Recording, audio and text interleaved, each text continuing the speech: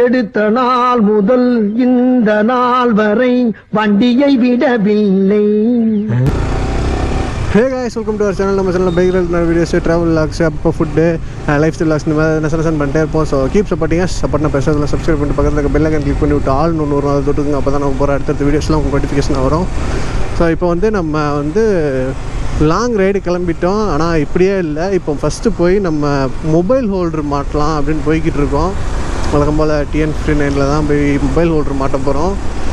Mobile holder மாட்டிட்டு வீட்டுக்கு போய் திரும்ப எல்லாத்தையும் பேக் பண்ணிட்டு, அதாவது நான் இந்த கோப்ரோ பேட்ரி ஃபோனு எல்லாத்தையும் நான் சார்ஜ் போட்டு வந்திருக்கிறேன்.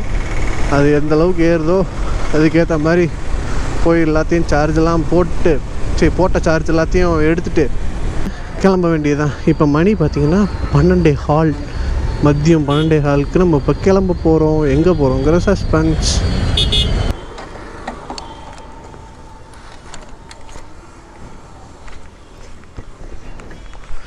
ப்ரோ மொபைல் ஹோல்டர் மாட்டணும் ப்ரோ.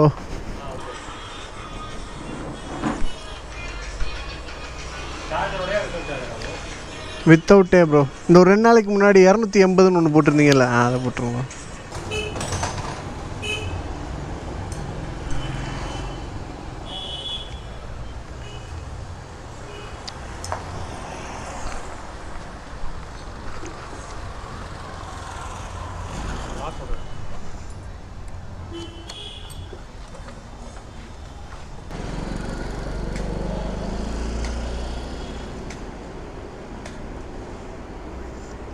இதுதான் போடுவேன்னு தெரிஞ்சிருந்தா பழைய வண்டியில் அந்த புஷ்ஷையாவது பிடிக்க வச்சுருப்பேன்.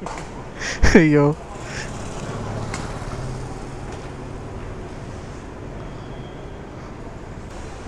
Okay bro, thanks bro. Okay bro. Bro அந்த கிராஷ் கார்டு வந்தால் சொல்லுங்க ப்ரோ. அன்னைக்கே கேட்டேன். யோசிக்கிறீங்களே ப்ரோ, யோசிக்கிறீங்களே. கிராஷ் கார்டு ப்ரோ இல்லை ப்ரோ, ஹிந்திலலாம் வீடியோலாம் போட்டாங்க ப்ரோ. விங்லெட்லாம் மாட்டிட்டாங்க. Okay bro.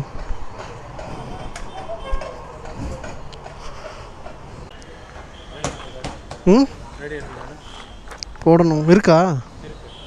ஆமாம் இல்லை போட்டிருந்தீங்கல்ல நீங்கள். எவ்வளோ ப்ரோ வருது? 600. சரி ஓகே ப்ரோ, நாளைக்கு போட்டுறேன்.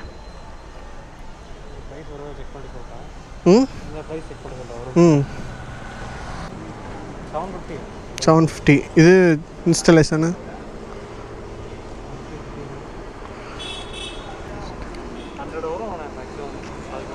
850.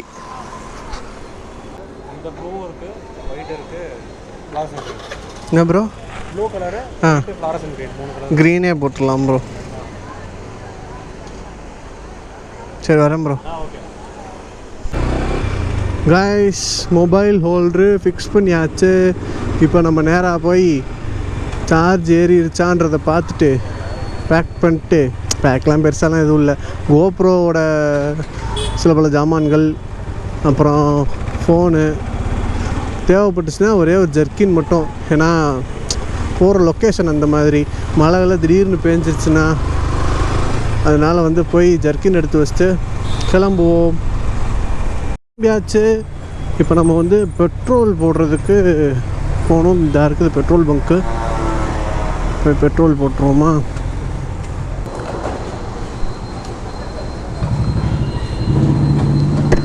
$700.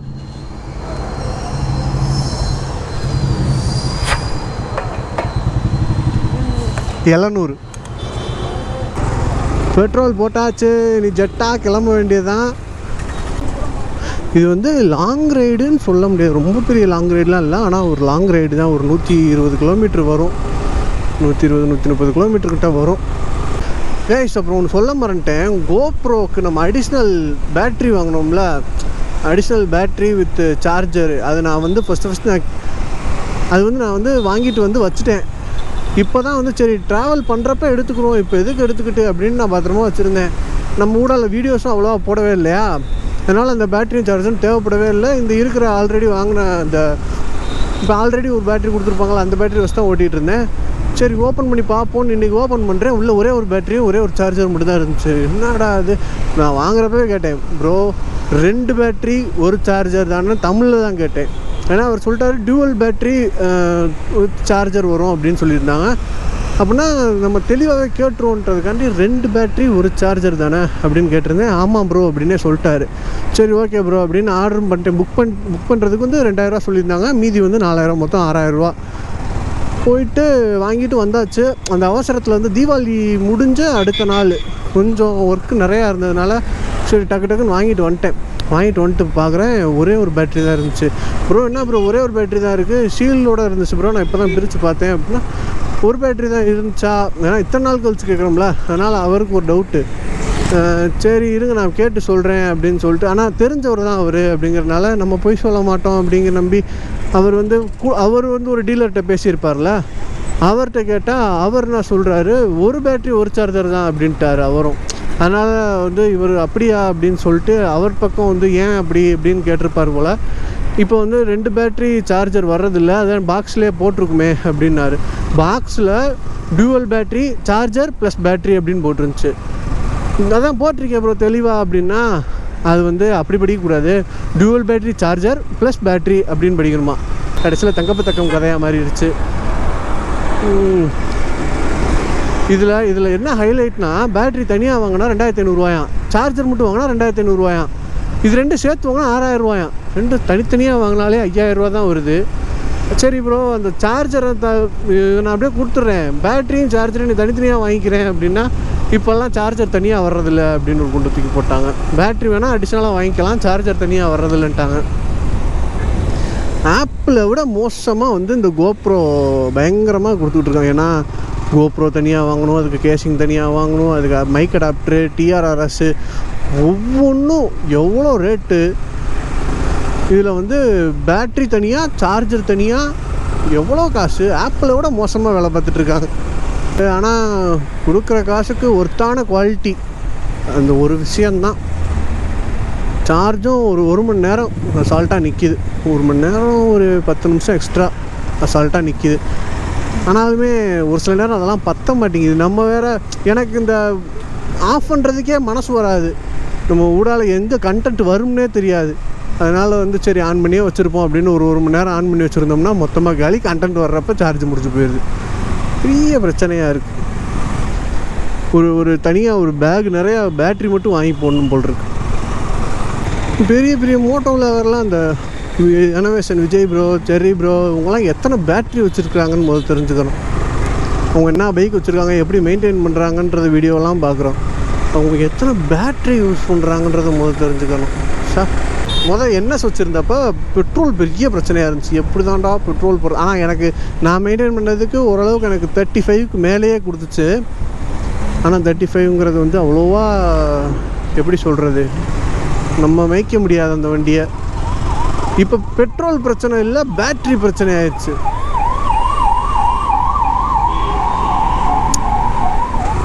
சரிங்க, இப்போ இந்த பேட்டரியை பற்றி ஒரு நேரம் கம்ப்ளைண்ட் பண்ணிட்டு ஃபுல்லாக கட் பண்ணாமல் நான் வந்துட்டுருக்கேன். கொஞ்சம் தூரம் கழித்து நான் ஸ்டார்ட் பண்ணுறேன். கைஸ், ஒரு விஷயத்தை நான் மறந்தே போயிட்டேன். நான் பெட்ரோல் பங்க்கில் பெட்ரோல் போட்டுட்டு நம்ம க்ளவுஸ் எடுத்து மாட்டணும்னு நினச்சிட்டே இருந்தேன், மறந்தே போயிட்டேன். இப்போ நம்ம ஒரு ஓரமாக நிப்பாட்டிட்டு க்ளவுஸ் எடுத்து மாட்டிடுவோம். இப்போ தான் ஞாபகம் வந்துச்சு. கைஸ், இப்போ நம்ம வந்து உசிலம்பட்டியை நோக்கி போய்கிட்டு இருக்கோம். இங்கே பாருங்க, லொக்கேஷனை பாருங்கப்பா, பாருங்களேன், பச்சை பசேன்னு இருக்கு. நம்ம ஊருக்குள்ளே எங்கே போய் இதை தேடுறது? நிறையா பேர் வந்து குவிக் ஷிஃப்டர் வந்து எப்படி யூஸ் பண்ணுறதுன்னு சொல்லுங்கள் அப்படின்னு நிறையா பேர் கேட்டிருந்தீங்கல்ல. நான் சொல்லவா, இங்கேருந்து பார்த்து இந்த மொபைல் வச்சுருக்கேன்னா அதனால் வந்து உங்களுக்கு அந்த இங்கே இண்டிகேட் ஆகும் QSன்னு, அது உங்களுக்கு காட்ட முடியாது. நான் ஒரு இடத்துல ஸ்டாப்பிங் போட்டுட்டு அடுத்து நான் ஸ்டார்ட் பண்ணுறப்ப இந்த மொபைல்லாம் கழட்டி வச்சுட்டு நான் சொல்கிறேன். இங்கே பாருங்களேன், ரோடு பார்த்தீங்களா, இப்போ தான் மழை பேஞ்சு ஒஞ்சிருக்கு. இந்த மாதிரி ஊர்லலாம் இருந்தால் எப்படி இருக்கும், சூப்பராக இருக்கும்.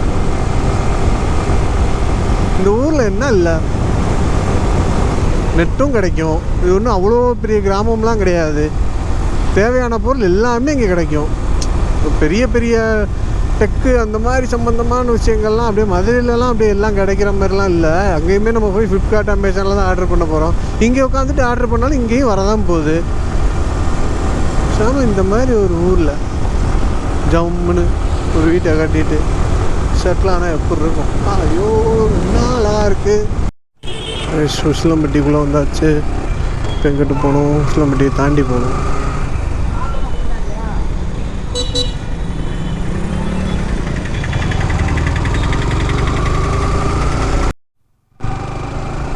கைஸ் இப்போ வந்து நம்ம குவிக் ஷிஃப்டர் யூஸ் பண்ண போகிறோம். இங்கே எனக்குள்ள QS அப்படின்னு போட்டிருக்கா. இப்போ QSன்னு இருக்கிறப்போ இங்கே இருங்க, நான் கிளச்சை பிடிக்கவே இல்லை. அப்படி போட்டோம்னா வரும்.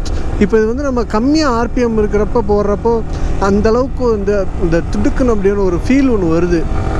இப்போ இதுவே நம்ம நல்லா ஸ்பீடாக போயிட்டு போட்டோம்னா ஒன்றுமே தெரில. நல்லா பாருங்களேன், ஒன்றுமே தெரில. குவிக் ஷிஃப்டர் வந்து RPM வந்து 5000 RPMக்கு மேலே யூஸ் பண்ணுறப்போ சூப்பராக இருக்குது. அந்த 5000 RPMக்கு கீழே அது நார்மலாகவே வந்து வரும். அப்படி யூஸ் பண்ணுறப்ப ரொம்ப ரொம்ப ரொம்ப ரொம்ப மோசமாக இருக்குது. மோசம் மீன்ஸ் ரொம்பலாம் சொல்ல முடியாது, அந்த ஒரு ஜர்க்கு இருக்குது.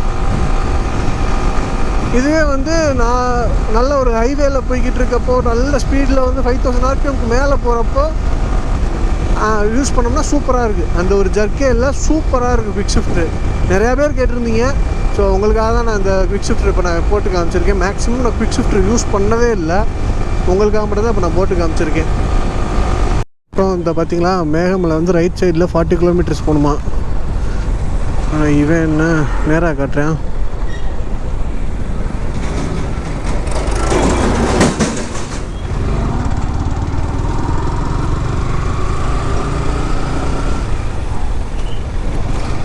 போர்டில் ரைட் சைடில் 40 கிலோமீட்டர்ஸ் காட்டுது.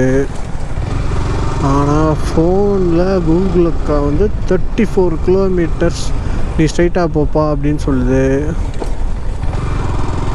யார் சொல்கிறத கேட்குறது? ஒரு 6 கிலோமீட்டருக்கு ஆசைப்பட்டு கூகுள் சொல்கிறதே கேட்குறோம். ஓகே கைஸ், வழக்கம் போல் வந்து கூகுள் அக்கா நம்மளை சொதப்பி விட்டுருச்சு. போர்டில் போட்டுருந்துச்சு, தெளிவாக போட்டுருந்துச்சு, தம்பி ரைட் சைடு போப்பா, மேகமலை 40 கிலோமீட்டரில் வந்துரும்ப்பா அப்படின்னு சொல்லிச்சு.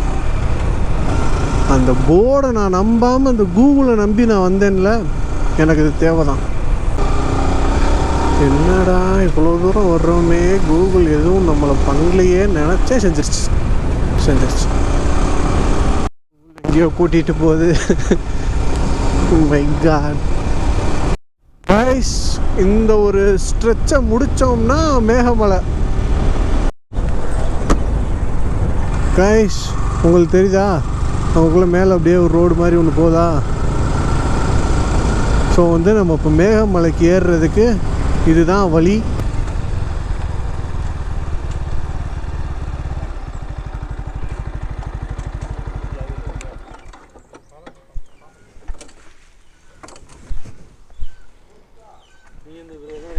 என்ன சார்? மேகமலைக்கு சும்மா டைமில் 4 மணி ஆச்சு. அப்படியா? 4 மணிக்கு கீழே வந்துருக்கணும் நீங்கள். நம்மளாம் ஓ, எத்தனை மணிக்கு காலையில்? தம்பி 6 to 6 டைம். சரி ஓகே. 2 மணிக்கே ஸ்டாப் பண்ணிடுவாங்க. Okay okay. போனவங்க திரும்பி ரிட்டர்ன் ஆகணும்ல. ஓ சரி. 2 மணிக்கே ஸ்டாப் பண்ணிடுவாங்க. அது 2 வீலரில் போகிறீங்க, அதனால் அலோவ் பண்ண மாட்டாங்க, மேஷன் அலோவ் பண்ண மாட்டாங்க. சரி ஓகே. ஏன்னா 5 மணி ஆச்சுன்னா யானை வந்து காட்டு மாடு வந்துடும். ஓ சரி ஓகே. போகிறீங்க, ஆனால் வந்து இப்போ 4 வீலர்லாம் தெரியாது. சரி ஓகே சார். 2 wheeler okay. ஒரு சரி ஓகே சார். அதாவது ரோடு நிற்கிங்க. சரி ஓகே சார். வந்து காலை 7 மணிக்கு வாங்க. அதாவது நீங்கள் பார்க்க வேண்டிய பிளேஸே வந்து ஒரு மணி ட்ராவல் பண்ணி தான் அந்த பிளேஸுக்கு போக முடியும். மேங்கலேருந்து மேங்கமலை 30 கிலோமீட்டர், 1.5 மணி நேரம் ஆகும் ஹில்ஸில் போகிறதுக்கு. அதுக்காண்டி நீ பார்க்க பிளேஸாக இருக்குது, அதுக்காண்டி நீங்கள் 15 கிலோமீட்டர் போகணும். அப்போ இது ஸ்பெண்ட் பண்ணிக்கு 6 மணி டைம், உங்களுக்கு 6 மணி டைம் உங்களுக்கு வேணும். உங்களுக்கு இது என்ன செய்ய போகிறீங்க? போய் பார்த்து வேஸ்ட்டு. நல்லா பனி வந்துக்கிட்டு இருக்குது, மழை 2 ஏற்று நீங்கள் மழை இல்லை, நல்லா இருக்குது. வரணும் காலை டிஃபன் சாப்பிட்டு மேலே ஏறிடுது. சரி ஓகேங்க. அது டிஃபன் சாப்பிடுங்க. ஓகே. சாப்பிட்டு மேலே ஏறுங்க. அதுக்கப்புறம் சாப்பிட்டு ஒரு 3 மணிக்கு வந்தீங்கன்னா நல்லா ஸ்பெண்ட் பண்ணிட்டு வரலாம். சரி ஓகே, தேங்க்யூ சார்.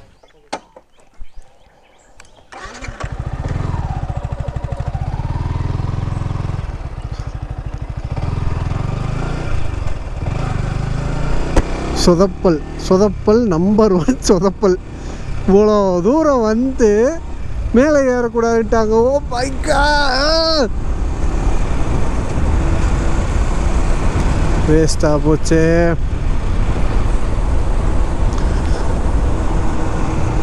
சரி, அவ்வளவுதான். இந்த வீடியோ வந்து ரொம்ப ரொம்ப ரொம்ப ரொம்ப ரொம்ப சொதப்பல் விலாகு. சாரிங்க, மன்னிச்சிருக்க. எனக்கே ரொம்ப டிசப்பாயிண்ட் ஆகிடுச்சு.